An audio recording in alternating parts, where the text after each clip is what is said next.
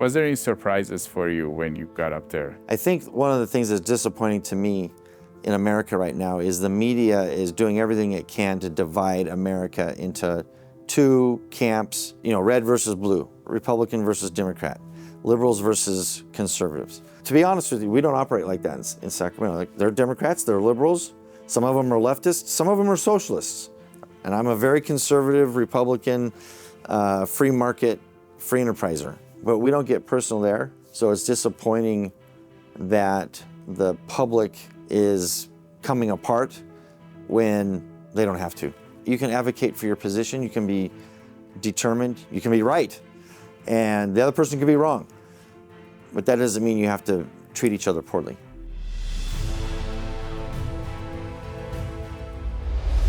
Brian, it's great to have you on. Welcome. Thank you for coming down here today. I appreciate it. I'm glad to have you. Excellent. Very excited to have you on. And you've been serving the public for many years now. Why did you get into this? Well, I was originally elected to the Santee City Council in 2002, where I live in Santee. My church at the time was moving to Santee, and they had to go through the whole conditional use permit process, deal with the city council, the mayor, and all that. And I thought, why is this, it's just a church wanting to move into town. So as a result of that, I got involved with local politics, and then a couple years later ran for office myself and got elected. Did you see some issues in the process that you're like, okay, I got to get involved and fix this? Did you see problems? Yeah, the problem was, a church moving into town and taking a piece of property and converting it. The church bought an old grocery store and was converting it to a church. And because it was coming off the tax rolls as property tax, we had to get permission from the city council, which included the mayor, the vice mayor, and the three city council members, and the city manager, and the whole bureaucracy. So it took maybe about a year to do all that, and then come down to a vote, and then it only passed 3-2 rather than unanimously. And I'm like, who are these two people that don't want a church in their city, right? And so I thought that whole system was not appropriate. And one of those folks that voted against it retired a couple years later, so I ran for their spot and won. I came in first out of a field of 9 people. And what was it like to serve that community? Being on a city council is great, especially on a small city like that, because it's a part-time job. It's a hobby-level commitment, but you're out in the community. My kids were in Pop Warner football at the time, or youth football at the time. My daughter was involved with stuff with the kids, things going on in the community. So you got to deal with all the parents and grandparents and hear what's going on in town, and maybe a big problem or a little problem, and have a voice in fixing those problems. And so so I really enjoyed being on city council. You got involved more on the state level from there. Right. How is that different from what you were? Well, I ran for Congress in 2008 and lost, and then I ran for the State Assembly in 2010 and won. So I was in the State Assembly from 2010 to 2016. And in California, assembly members and senators are full-time. I'm unwinding my business at that point in time to do something different. From the beginning, it's very overwhelming because what you see on TV and what you read about, all the issues that are part of the campaign, once you get up there, it's very little of that, and it's mostly just figuring out what the job is, figuring out who's who and who wants to help you and who doesn't want to help you, what government agency works well, what a government agency doesn't work well, and that changes all the time.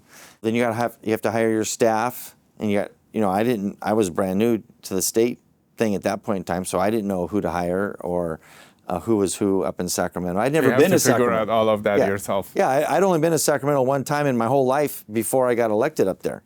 So as a new person, it's smart to ask a lot of questions, and I didn't ask a lot of questions. But coming back into the Senate in 2018, after being there for a period of time, the process in coming into the Senate went a lot smoother than it did in the Assembly. And why did you decide to run for Congress? Was there something that triggered you to want to do public service? Right. So I'm very involved in my church. I'm a believer in the fundamental foundation of America and our founding fathers, and I have a great respect for them and their faith and how they put this country together from basically nothing, an experiment, really. Put their liberties on the line, they put their valor on the line, they put their wealth on the line to create this country. And so I just thought that was going to be my next level of service, was going to Congress. I did come in second, but I lost in the primary. And then in 2010, the opportunity to run for Assembly opened up, and I ran for that. And you mentioned there's a big difference from what we see on TV when there's campaigning and all that and people get elected, and then when you get the job. So can you explain to us how it is? Sure. So, when you're campaigning, you try to narrow your campaign messaging down to 3 or 4 important points, right, of what's happening in the world at that point in time. So for Republicans now in California, we're focused on homelessness, crime, cost of living, and education. Like all 4 of those things, Sacramento has an impact on, and I work on those issues every single day. The people running for office now as Republicans in California are going to work on those issues when they get up there. But those are kind of the 30,000-foot level issues, right? But every day you're There are more ideas. Every day in our office here, we have constituents that call that DMV messed something up for them. EDD and the unemployment insurance, they're not getting their unemployment checks. They were getting them and now they're not getting them. DOJ has messed up a gun registration piece of paper, or they've got an old misdemeanor or something on their record that was supposed to be expunged and never was, so we have to deal with that. We've got water issues, because San Diego gets their water a lot from the state and a lot from the Colorado River. So we deal with those issues. Every single day these phones ring with somebody needing help with something, and they don't care about those 4 issues that I ran on, because those aren't the issues that are impacting their life right now today. Does it get overwhelming, like when you have all these kind of requests that come in? You guys essentially are serving this 1 million people, right? Right. So it used to get overwhelming because I used to have in my mind, I'm a problem solver. If somebody needs help with something, it's my job to fix it. What I've learned and kind of grew into is I really have a very good staff, and my job is just to be the director or the conductor. And when I hear about the issue, it's to assign it to the right staff member to get it solved. Now, I will say most issues that come into my office get solved without me even knowing about it, because they call the line or they email or they fill out a form on the website, and that goes to my staff and they get right on it, and a lot of things I never even hear about. Has there been any issues that come to your attention that you were surprised by getting a request like that? One of the bills I worked on was called Made in the USA, or Made in America. That was when I was in the Assembly. And 49 states and the Federal Trade Commission at that time all agreed on what Made in the USA meant as far as labeling on a product. One state had a different regulations than everybody. Guess what the one state was? California, right. We wanted to fix that, and it was a bipartisan bill. I had a Democrat co-author. I was in the Assembly, he was in the Senate. It took us 3 terms, so 6 years, to get that fixed. And it was really surprising to me that, number 1, that was a problem, and number 2, that there was opposition to fixing it, and number 3, that it took as long as it did to fix. Wow. And in terms of working with your colleagues there's Democrats and Republicans, and was there any surprises for you when you got up there? One of the surprising things for me was, and I think I can say this, pretty emphatically, for the most part, everybody who's elected to serve there is there doing what it can to divide America into 2 camps, or maybe 3 or 4 camps. And if you watch the national media, especially the cable networks and cable news, it's red versus blue, Republican versus Democrat, liberals versus conservatives. To be honest with you, we don't operate like that in Sacramento. Like, they're Democrats, they're liberals, some of them are leftists, some of them are socialists. And I'm a very conservative Republican, free market, free enterpriser. But we don't get personal there. So it's disappointing that the public is coming apart when they don't have to.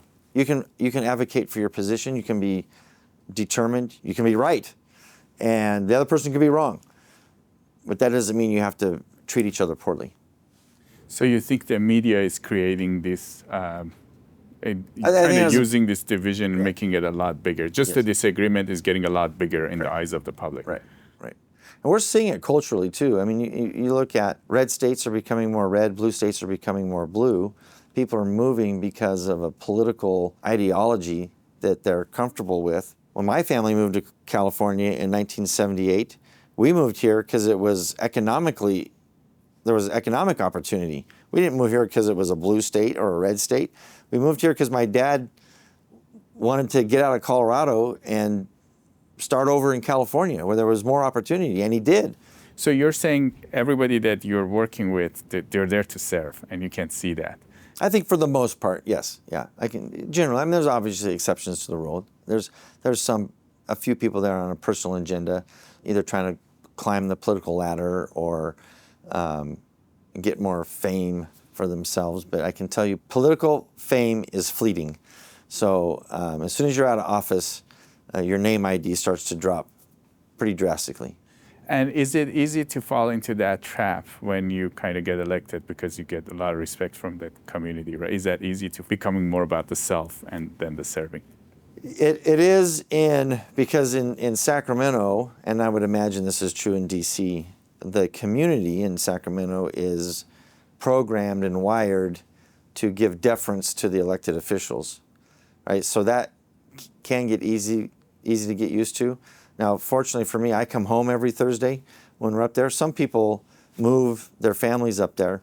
It's probably easier for them to fall into that trap than those of us that commute home. When you're in the district, it's mixed, right? Half your district loves you, and half of your district thinks you're doing everything wrong.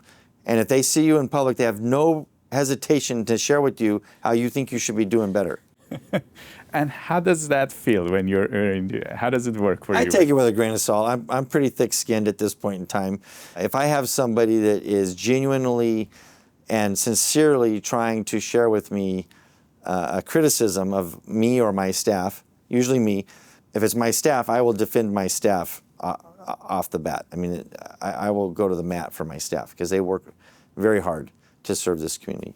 If it's a criticism against me, if it's one of my core principles, then I'm just going to say thank you very much. Obviously, this is something we disagree on, right? If it's something functional that maybe I dropped the ball on, or they wished I was putting more energy and effort to one issue rather than a different issue, I'll try to ask them for more information. I'll try to engage with them a little bit. If they'll allow me, I'll share my perspective. And usually we can come away from a conversation like that shaking hands and understanding each other's position.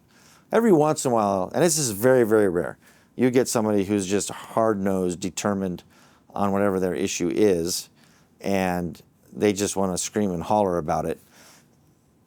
And so I just let them scream and holler about it and then let them go about my business and I go about my business. But my first instinct is always to try to get some kind of acknowledgement of each other's humanity. Before we continue, we would like to thank Shenyun for sponsoring this channel. I lived in China for 2 years and experienced 2 different Chinas. One is the China we know now, unfortunately with communism.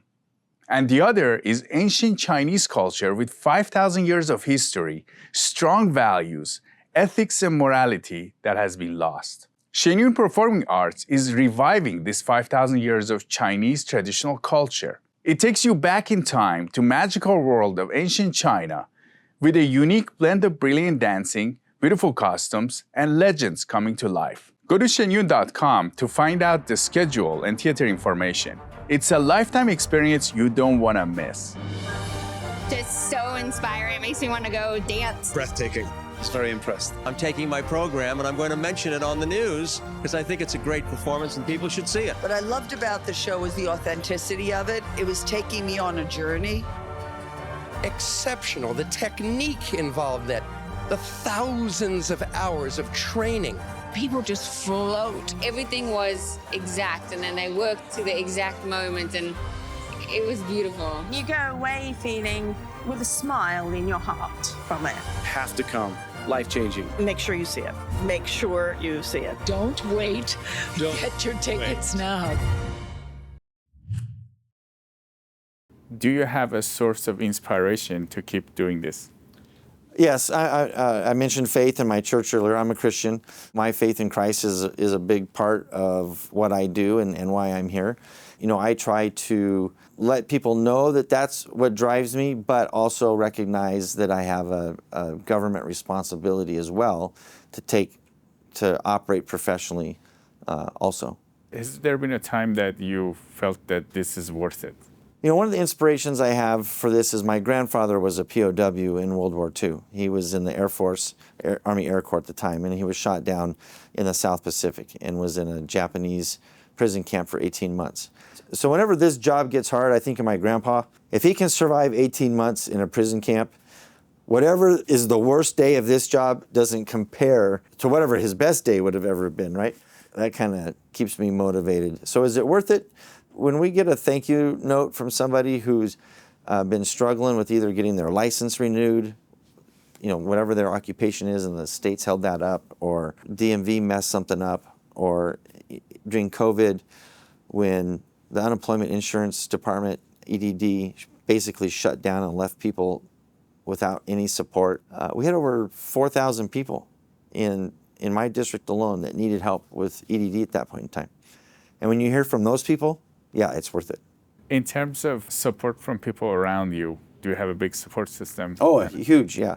So just on staff alone, I have 7 employees in San Diego and 7 employees in Sacramento that work directly for me, plus an entire support staff in Sacramento that supports the entire caucus. That's just on the office side.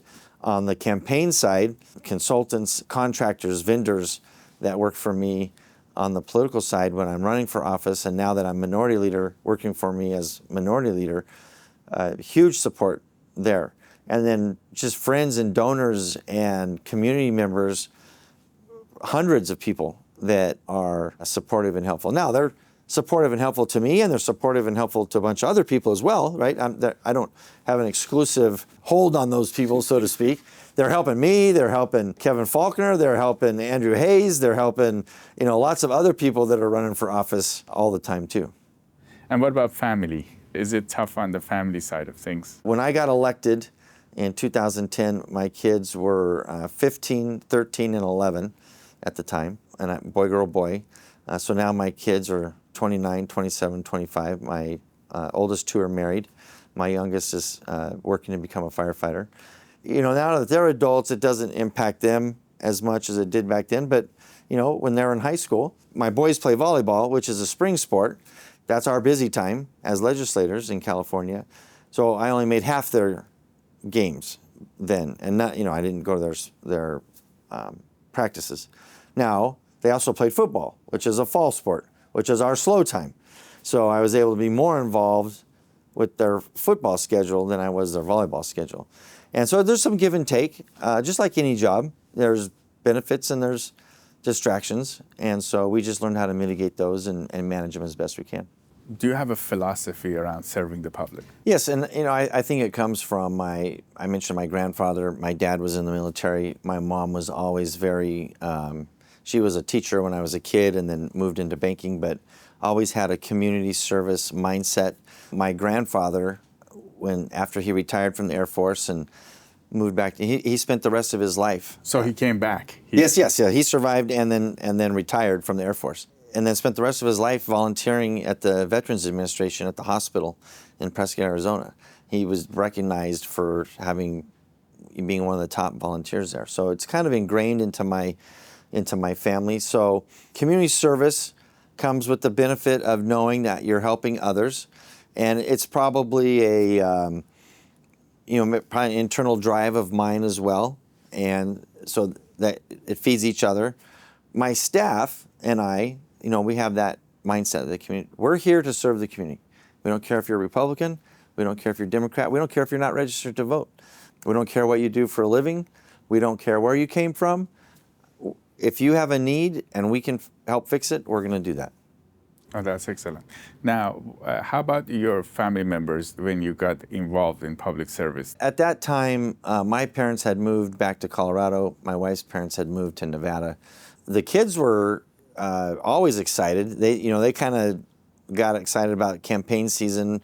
I was really surprised when my kids were younger, when we were walking doors, to hand out our flyers and talk to voters and stuff. They would come along with me on their skateboards or their scooters, and we would go talk to people. When I ran for Congress in 2008, my two oldest would get on the phones. They were 8th grade and 6th grade.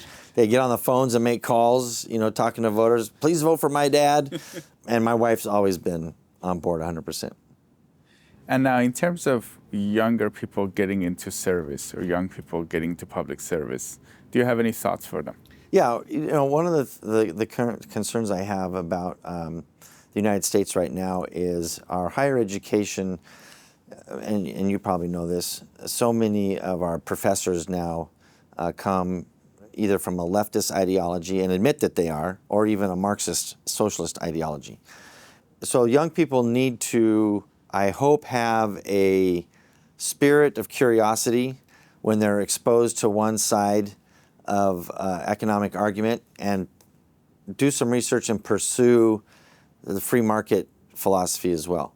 Because that's what made America great. And that's why America is where, if you're going to immigrate somewhere, people want to come to the United States. And it's not because we have a socialist economic system, it's because we have a free market economic system. That you can come here and you can determine for yourself what you want to do and work hard and become successful. Like all of us have setbacks, but that's not a reason to quit. America's not perfect. And I don't think anybody would ever say, I don't think anybody would make that argument that it's perfect. But it's trying to become a more perfect union, right? And in that trying, we solve problems and we find our blemishes, we find our weak points, we find the things that didn't go well, and we try to fix it, right?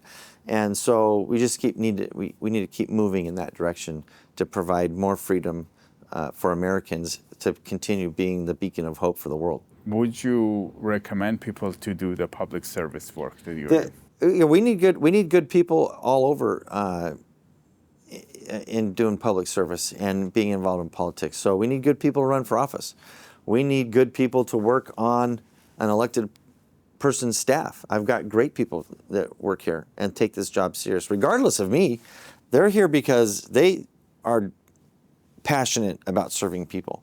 We need good people to run campaigns, honest people to run campaigns that will work hard and advocate for proper principles and getting those promoted in an honest way, hardworking way. We need good people to work in the bureaucracies. We need good people to be in the county government, the city government, the state government, the federal government. We need hardworking, honest people to be in those areas as well. Now, Brian, do you have any other thoughts for our audience? Well, first of all, I really am appreciative of you all taking the time to do this. I watched a couple of some of the other editions, Doug Jones and Brad Sherman, and I don't know Brad well. I don't know him at all, actually. I know of him because he was in the assembly, I think, for a while. I didn't realize he had such a great sense of humor, so I thought that was pretty good. But thoughts for your audiences, look, America is still the best hope for the world, really. And we need to keep working on it, and we need to keep making it better. And we really need to understand our founding principles of what made America the shining light of the globe, and that is self-determination, free enterprise, and accountability, right? And if we walk away from those things, then that's going to really put our country in a bad spot. Brian Jones, California State Senator, it was great to have you on California Insider. Thank you. I appreciate that very much.